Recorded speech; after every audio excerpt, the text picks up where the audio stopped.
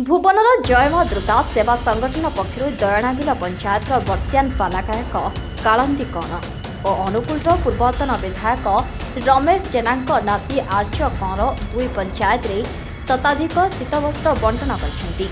संगठन सभापति आर्य कौर संगठन संपादक तपन कौर निज साथी मानक नहीं भुवन ब्लॉक सुरप्रतापपुर पंचायत अंतर्गत काशीपुर ग्राम और गड़ नृसिंह प्रसाद पंचायत अंतर्गत